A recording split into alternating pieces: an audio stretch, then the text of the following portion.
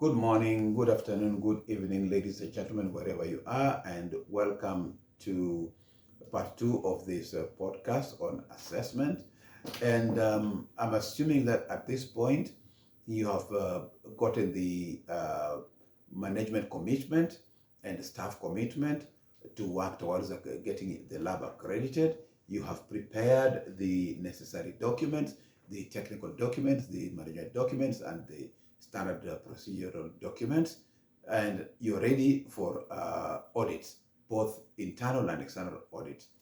So the objectives of this podcast is that we will be able to develop a process to prepare our laboratory staff for an external audit, plan and manage an internal audit, discuss how to use results from a lab audit, and lastly, advocate for the importance of taking corrective actions. Mistakes will be there, errors will be there, but how do we take corrective action? Do we take corrective action by firing everybody who has made mistakes, who has made errors? No. My mantra has been to use mistakes, errors, both of omission and commission, as learning opportunities and not to punish, because when you tend to punish your staff because of these errors, then errors disappear. Instead of you being made aware of what is happening, these errors will disappear and they will go underground, and your lab would be the worse off because of this. An important element of maintaining a quality management system is constantly checking compliance with the requirements. What are the requirements, and are you complying with them? This is done through internal audits and external audits by regulatory and accreditation bodies. And audits are planned and systematic. Also, participation in EQA, external quality assurance or assessment, quality assurance program is mandatory for all the tests that the lab performs. If some of the accreditation bodies, like for example, College of American Pathologists, if your lab is in the States, then they will not inform you that they're coming to audit your lab. They'll just appear one day and they would perform the audit. On the other hand, also licensing bodies, professional bodies that license the labs, that license the staff, would just appear on any day in the morning, afternoon, or evening and say, we're here and we want to audit the lab. However, for accreditation bodies, most of them like the ISO, the external bodies would plan on when they are going to perform this audit and let you know the date so that you plan together. The problem scenario for this podcast is that assume that you're the quality manager in your lab and you want to organize an internal audit. You're the quality manager in your lab and you want to organize an internal audit. What steps will you take? So you have to think of things like, do you have trained internal auditors? Do you have systems in place? You have to think along those lines and look at the necessary steps that you need to take to be able to perform the internal audit. So assessment or audit is a systematic examination of some part or all of the quality management system. And it is to check conformance with the requirements. What are the requirements, and is the laboratory conforming to those requirements? So someone may ask, what is being done? How does this comply with written policies and procedures? An example is what is being done, gram staining. How does this comply with written policies and procedures? What are the written policies on staining? What are the procedures while doing a gram staining? So why do we need to perform an assessment? And when we think about that, is we have to learn where we are in terms of quality management. So as I said in the previous podcast that, accreditation is a journey and it's not a destination. So all the time you have to check at the milestones of where we are in terms of the quality management, and we measure the gaps when we find those gaps, and also when we need information for planning and implementation, monitoring, and continuous improvement. So as we have all agreed that it is a journey and not a destination, so there will be need for continual planning and implementation, monitoring and evaluation, and continuous improvement. So there are two elements here: internal audit that is performed by the staff of the laboratory itself, and an external audit that is performed by an outside group or agency. So the first thing that you want to look at is the path of workflow, from the patient to test selection to sample collection, which is the pre-examination phase or pre-analytical phase, and then look at the sample transport and laboratory analysis, or the examination phase, also known as the analytical phase, and then report generation or report creation, and report transportation or transmission, which is the post-examination phase, and results interpretation by the test requester. This could be the clinician, this could be a public health expert, it could be a clinical trials specialist, whoever it is who had requested for the test to interpret the results that has been generated from the laboratory. So in auditing, the first step is to gather information about the process, operating procedures, staff, equipment, test methods, environment, handling of samples, quality control verification activities, recording and reporting practices. My experience is that they would come, the auditors will come and have a pre-audit meeting and explain the purpose for coming to the lab, their mission, and the scope that they would have, and then after that review and sign any non-disclosure agreements, confidentiality statements. Then they would request for the lab organogram. After that, then depending on how they want to do it, but lots of times they may take a lab request form and then follow a sample all the way, like I explained a few moments earlier, the path of the workflow, and follow that to look what are the processes, what are the standard operating procedures, and pick on a staff member and look at the equipment that is being used to test that sample. What are the test methods that are being used? What is the environment like in the laboratory? How are the samples being handled? Are there cautionary statements? Are the samples being handled correctly? Are there QC verification activities in that equipment, in that procedure? Has the QC been done for that day before patient samples have been processed? And recording and reporting practices. How are errors handled? The recall of erroneous results, how is it handled? So on and so forth. And the second step is to compare findings with documented quality management system.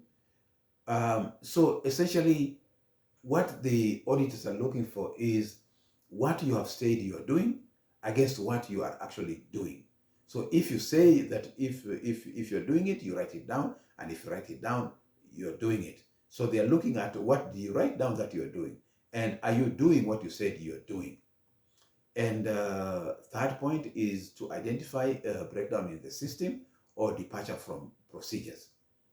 Is there a total breakdown in the system? Are there even systems in place? Why is there a departure from the procedures? And is something being done with these audit results? Or, once the audit has been performed, these results are not reviewed, they just filed and forgotten. For the external auditors, they'll be from an accrediting body or health authorities. They could also be from a funding program or a public health program. all of those can send external auditors. Maybe, unfortunately for a lab, they can all come at the same time or they can come at different times. So while preparing for an external audit preparation we must have a plan, and we must organize all the bits and pieces to fit together. We have to gather information and records and make a schedule with the staff to go through our plan, go through our organization, and essentially prepare everybody for the upcoming audit. Even if it is an unscheduled audit, we know because when we were applying for the accreditation, there would be a section where it tells us how frequently or how infrequently the external audits would be. So after the external auditor has done the audit, there will be a report and a plan of action. So in the beginning, there was the introductory meeting. There will also be a closing meeting where auditor will provide a closing summary and a report, and to ensure that the lab understands some of the recommendations. So some of the minor nonconformities, usually a lot of auditors will give you an opportunity to correct those in place, and so those will be taken off, that they found this minor nonconformity and it was corrected in place. And the major nonconformances, they will be given a timeline upon which to correct them.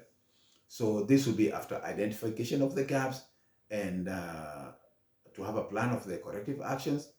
It is the laboratory's responsibility to develop the timeline and assign responsibility and follow up to make sure that the corrective actions have been completed, and a record of the results and actions have been compiled, and a report written and submitted to the external auditors.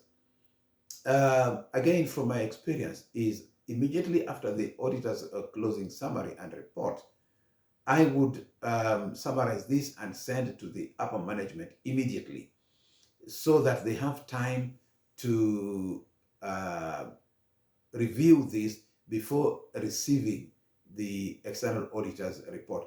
This would soften the impact of any negative findings in the audit. That you're self-reporting and say these are the non-conformances that were found during the audit, and this is what the plan of action that we have to ensure that we have corrected and closed these gaps. So don't wait for the external auditor's report, but issue and a brief summary to the management and to your colleagues also.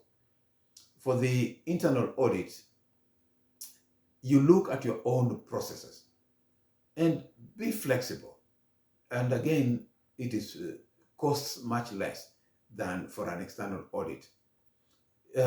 This internal audit is required by ISO standards, and it is conducted on a regular basis and conducted when problems are identified. So there might have been a problem that necessitates for the lab director or the lab manager to indicate, or the quality manager to indicate, the need for an internal audit. Again, recommendation is that at least performed twice a year, if not more. You can do it as many times as you want, but it costs resources. There are values for of internal audits, and one of them is that it prepares the lab for an external audit. You know where you are, so to say, and also increasing awareness of the quality management systems. It also provides the lab opportunity for improvements. So what I recommend usually is that the internal audit should be more strict than an external audit. And more often than not, you find that the internal audit, if and when done properly and in a more strict sense, it will find things which will give the lab an opportunity to close off And then when the external audit comes, there will either be no findings or very few findings. And also provides an opportunity for continuing education and meeting the quality standards. So the ISO requirements indicates that we must have an internal audit program. We must document the procedures, and auditors independent of activity. So you cannot have an auditor from the section where they're working. So an audit, somebody working in chemistry can go to microbiology, somebody working in microbiology can go to molecular biology, and so on and so forth. So in essence, you cannot self-inspect. The results documented and are documented and reported to management for review. Like I indicated, don't hide anything, because if you do, and when it is found, then you'll be in more difficult situation than you could have been if you had self-reported. And there should be a prompt follow-up action to ensure that the findings have been closed off. So as I indicated, do not audit your own work. You cannot have somebody in microbiology auditing microbiology, or somebody in pathology auditing pathology. So move people around from bacteriology to go to virology, from virology go to another bench, and so on and so forth. So you want to assign a responsibility, who is going to do what, and when. How many days should the internal audit take? Because remember, when you're doing this internal audit, that you're moving resources from the daily testing, from the daily performance of the activities to doing this. And so you want to make sure that there is a backup plan, that testing does not stop even while you're doing this. Scheduled regular audits, like I said, you can schedule it on a quarterly basis, and also prepare the documents, checklist forms. Ensure that you use the latest checklist from the accreditation body, whether it is a CAP or CLIA or ISO. Ensure that you have the right forms, you have the right checklist that you're using. So the responsibility of the lab director, this individual must determine the internal auditing policy, and also must assign responsibility for the internal quality program through the quality manager, through a delegation memo, and also take responsibility for the internal audit outcomes, and provide support and corrective action measures.